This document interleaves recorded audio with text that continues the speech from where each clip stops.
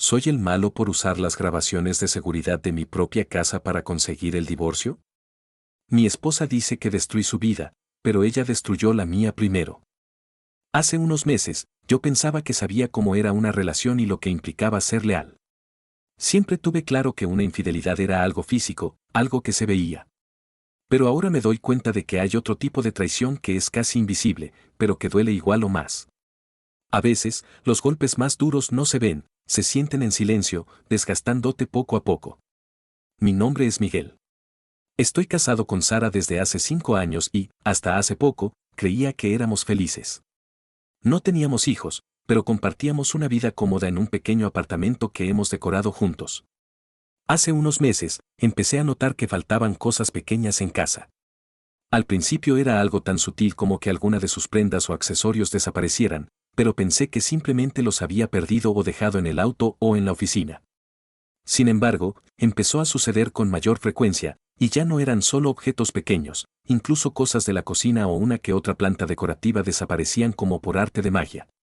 Aunque no lo dije en voz alta, no pude evitar empezar a sentir una especie de vacío y de desconfianza sin saber bien por qué. Hasta que un día, mi vecina Ana me llamó para una charla casual mientras sacábamos la basura. Me dijo, con cierto tono de precaución, que últimamente había notado a varias personas extrañas entrando y saliendo de nuestro apartamento cuando yo no estaba. Me dijo que no quería alarmarme, pero que había visto a Sara acompañada de un hombre desconocido más de una vez, y siempre cuando yo no estaba en casa. Era como si tuviera visitas que se aseguraba de no recibir cuando yo podía verla. Al escucharla, no supe ni qué pensar. Intenté justificarlo en mi cabeza. Debe ser un amigo del trabajo o quizás alguien de la familia que no conozco bien. Pero algo no cuadraba. Me resultaba demasiado extraño que mi esposa recibiera a alguien en nuestra casa a escondidas de mí. A partir de ese momento, no pude quitarme la idea de la cabeza y empecé a dudar de cada excusa o explicación que Sara me daba. Al principio me dije a mí mismo que solo estaba paranoico, que estaba imaginando cosas. Pero luego se convirtió en una especie de inquietud constante que me quitaba el sueño y hasta me desconcentraba en el trabajo. La duda empezó a crecer, y con ella, mi necesidad de saber la verdad. A medida que pasaban los días, mi mente daba vueltas sin parar, llenándose de preguntas que no podía responder. Intenté hablar con Sara, comentarle lo que me dijo Ana, pero ella se mostró indiferente y hasta ofendida, como si mi preocupación fuera una especie de ataque injustificado. Eso solo aumentó mis sospechas. ¿Por qué reaccionaba así, tan a la defensiva, en lugar de tranquilizarme? En ese momento supe que, aunque odiara la idea, tenía que averiguar qué estaba ocurriendo. Fue entonces cuando decidí tomar una medida que nunca pensé que sería necesaria en nuestra relación: instalé un par de cámaras en la sala y el pasillo de la entrada, donde pensé que podría captar si alguien realmente estaba entrando en nuestro hogar cuando yo no estaba. Me sentía sucio por hacerlo, como si estuviera violando la privacidad de nuestra propia relación. Pero necesitaba respuestas. La idea de que alguien más pudiera estar cruzando nuestro umbral sin que yo supiera me resultaba insoportable. Pasaron unos días y no hubo nada extraño. Hasta que, un martes por la tarde, revisé las grabaciones y ahí estaba, un hombre alto, vestido de traje, entrando como si fuera su casa. Lo reconocí al instante, y me dolió como un golpe directo al estómago: era el jefe de Sara. Ese hombre que había venido a nuestra casa un par de veces para cenas de trabajo, alguien que yo veía como una figura intachable y profesional. Verlo ahí, entrando con confianza en mi casa, donde compartía mi vida y mis recuerdos con Sara, me dejó helado. Pero aún faltaba lo peor, y ni me imaginaba el tipo de vínculo que habían desarrollado. Primera actualización: cuando confirmé que era su jefe, fue como si todo mi mundo se derrumbara. Empecé a revisar las grabaciones obsesivamente, intentando entender qué había detrás de esas visitas. Las horas que él pasaba ahí no tenían nada de reuniones de trabajo, al menos no de las que yo imaginaba. Los veía en el sofá, hablando en un tono que parecía demasiado íntimo, casi como si compartieran secretos. No había gestos demasiado comprometidos, pero sus expresiones, la forma en que se miraban, no necesitaba verlo abrazándola para darme cuenta de que ese vínculo era profundo. Cada escena se sentía como un golpe, y no sabía qué hacer con toda esa información. Pensé en confrontarla de inmediato, pero temía que si actuaba sin una base sólida, ella podría negarlo todo. Así que respiré hondo y me dije que debía reunir toda la evidencia posible, como si me preparara para un juicio. Decidí tomar capturas, guardar videos y hacer un registro detallado de sus visitas. En las siguientes semanas, su relación quedó aún más clara. Su jefe no iba solo a pasar tiempo con ella, traía pequeños regalos, una que otra vez una botella de bebidas o postres, incluso una planta decorativa que, por supuesto, luego desaparecía. Empecé a notar que cada objeto nuevo en nuestro hogar era un recordatorio de su vínculo. Ver eso, todos los días, hacía que mis dudas crecieran hasta convertirse en una realidad desgarradora.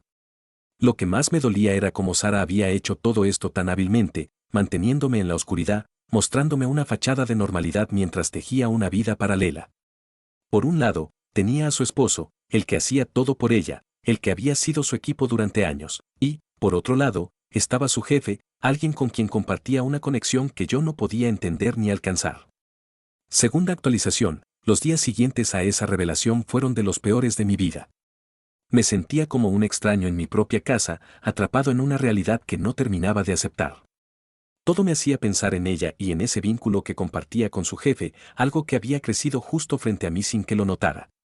Lo que antes era una especie de sospecha o molestia, ahora se había convertido en una obsesión. Y por más que intentaba concentrarme en el trabajo o en otras cosas, esa inquietud no desaparecía. Empecé a prestar más atención a los detalles que antes ignoraba, los mensajes que Sara recibía, las veces que se alejaba para responder el teléfono, las excusas para quedarse hasta tarde en reuniones. Todo eso que antes me parecía normal, ahora me hacía hervir por dentro. No había noche en la que no repasara las grabaciones, acumulando horas y horas de momentos en los que su jefe estaba en mi hogar. Aunque sabía que estaba haciendo mal al invadir su privacidad de esa manera, ya había llegado a un punto en el que no podía retroceder. Cada día se hacía más evidente que su relación no solo era una amistad cercana, sino una conexión que parecía tan íntima que dolía pensar en cómo había llegado a ese punto. Sus conversaciones parecían tener un peso emocional que no podía explicarme. Viendo esos videos, me preguntaba qué le contaba a él que no podía contarme a mí. ¿Cuántas cosas habrían compartido que, quizás, ella nunca se había atrevido a decirme? Después de varias semanas de guardar evidencia y de lidiar con esa doble vida que mi esposa llevaba, decidí que necesitaba hacer algo más concreto. Ya no solo era el dolor de saber que tenía otra persona en su vida, sino también la impotencia de no poder enfrentarlo directamente. En nuestro estado, la infidelidad comprobada significaba que, en caso de una separación, la persona que la cometía perdía el derecho a algunos de los bienes compartidos.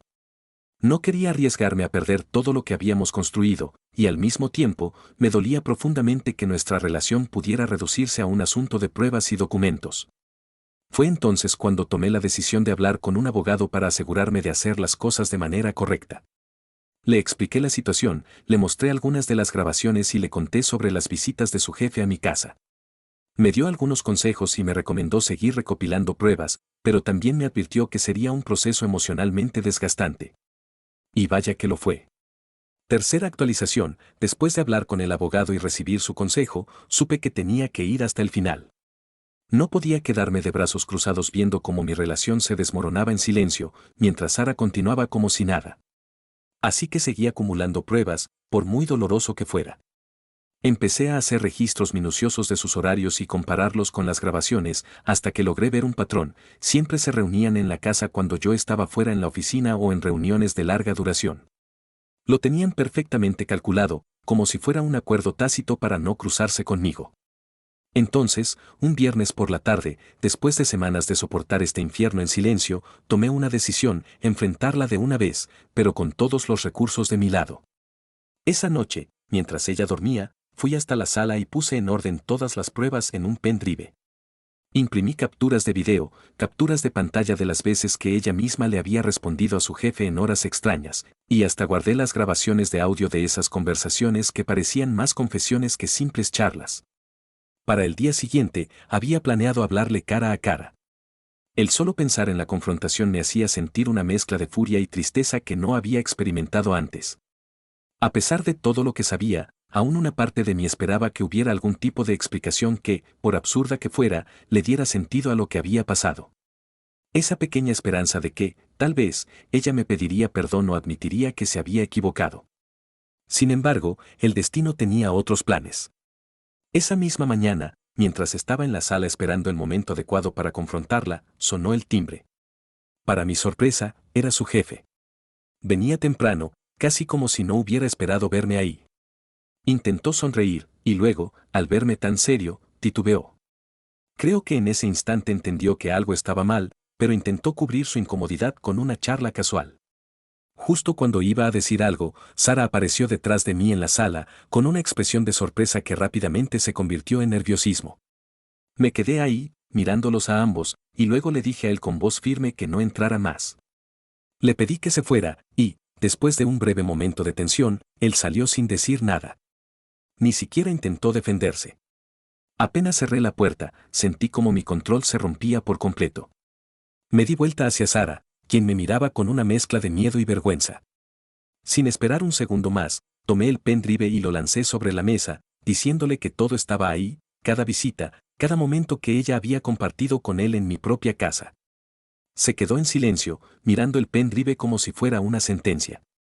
Le expliqué que había visto los videos, las conversaciones, y cómo su relación había crecido a espaldas mías. Le dije que no podía entender cómo había sido capaz de engañarme de esa forma, de burlarse de mí y de lo que habíamos construido. Durante unos segundos, me miró como si no supiera qué decir. Al final, solo suspiró y admitió que había sido un error, que no sabía cómo había llegado a ese punto, pero que no podía dar marcha atrás. La realidad golpeaba con fuerza, y cada palabra que decía solo hacía que me sintiera más vacío, como si cada confesión desgarrara lo que quedaba de nuestra historia.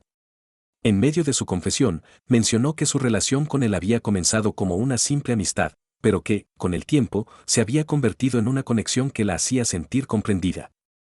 No sabía si eso era un intento de justificar sus acciones, pero en ese momento todo sonaba a excusa.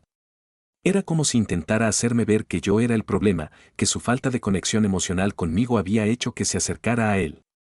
Al final, no pude más. Le expliqué que había hablado con un abogado y que pensaba proceder con una separación formal, mostrándole que, gracias a toda la evidencia acumulada, ella no tenía derecho a los bienes en común debido a su infidelidad. Cuando escuchó esto, su rostro cambió por completo. La expresión de arrepentimiento dio paso a una mezcla de miedo y furia. Intentó hacerme sentir culpable, diciéndome que estaba destruyendo su vida y que nuestra historia no debería terminar así. Pero yo ya había tomado mi decisión. Cuarta actualización. Después de la confrontación, Sara intentó todo para convencerme de que no procediera con la separación. Esa misma noche, me pidió que hablara con ella de nuevo.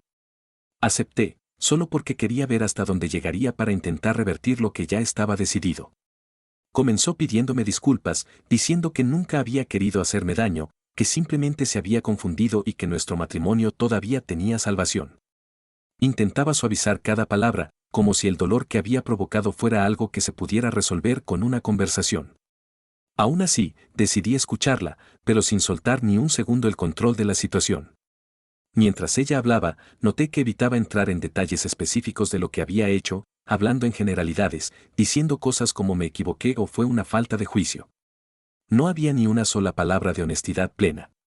Parecía como si intentara minimizarlo, haciéndome sentir que estaba exagerando. Y, por un instante, sentí como si quisiera manipularme para que me cuestionara a mí mismo y me convirtiera en el culpable de la ruptura. Por dentro, era una batalla entre mis emociones y mi sentido de justicia. ¿Cómo podía justificar algo así?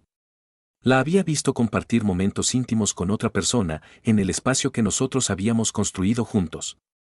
No había excusa que pudiera borrar el hecho de que había compartido tanto, emocional y físicamente, con alguien que no era yo. Y ahora intentaba que me olvidara de todo eso, simplemente porque le convenía. A la mañana siguiente, Sara intentó acercarse más. Preparó el desayuno como si todo fuera normal, pero el ambiente era tan tenso que era casi imposible soportarlo. Cuando se sentó frente a mí, le dejé en claro que no había marcha atrás.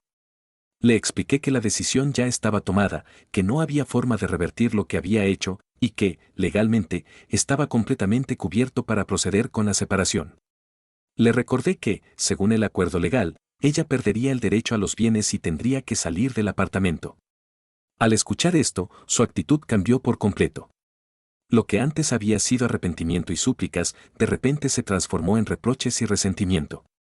Me dijo que estaba siendo cruel, que no estaba dispuesto a darle una segunda oportunidad. Me acusó de ser cerrado, de ser incapaz de entender que ella también era humana y cometía errores. Cada palabra suya era una estrategia para hacerme sentir culpable, para debilitar mi determinación. Pero no estaba dispuesto a ceder, no esta vez. Intentó hacerme recordar los buenos momentos que habíamos pasado juntos, trayendo a colación nuestras primeras citas, nuestras risas, los años que habíamos compartido en el apartamento. Usaba cada recuerdo como si fuera una especie de moneda de cambio, intentando que esos momentos borraran la traición que había cometido. Sentí como mi pecho se comprimía al recordar esos instantes, esos momentos en los que yo creía que éramos un equipo. Pero ahora no eran más que eso, recuerdos de una etapa que ella misma había destruido. Decidí entonces que el proceso legal tenía que acelerarse. Si me quedaba atrapado en esta situación, en este tira y afloja emocional, terminaría perdiendo la noción de lo que realmente había sucedido. Así que volví a llamar a mi abogado, detallándole las últimas conversaciones y solicitándole que avanzara lo más rápido posible. Le envié todas las pruebas reunidas y le pedí que hiciera lo necesario para que ella no pudiera quedarse en el apartamento ni reclamar nada. Un par de días después, Sara cambió su estrategia una vez más. Llegó a casa con una actitud completamente distinta, dejando claro que no pensaba salir sin luchar. Me amenazó con involucrar a su jefe en el proceso legal, sugiriendo que tal vez él también podría complicar las cosas para mí. Incluso intentó hacerme dudar de mi posición en el trabajo, insinuando que podía perjudicarme de alguna forma con información que había compartido en sus conversaciones con él. Eso fue el colmo. No solo me había traicionado, sino que ahora intentaba usar su relación con su jefe como una especie de carta para presionarme. Al escuchar eso, supe que ya no podía esperar más. Decidí actuar de inmediato y llevar todas las pruebas ante la empresa. Hice una cita con recursos humanos y con los superiores de su jefe, explicándoles la situación y presentándoles las evidencias de que él había violado los códigos de ética al involucrarse con una subordinada. No estaba dispuesto a ser chantajeado, y mucho menos por la persona que había destruido mi confianza. La reunión fue tensa, pero después de revisar las pruebas, la empresa decidió tomar medidas.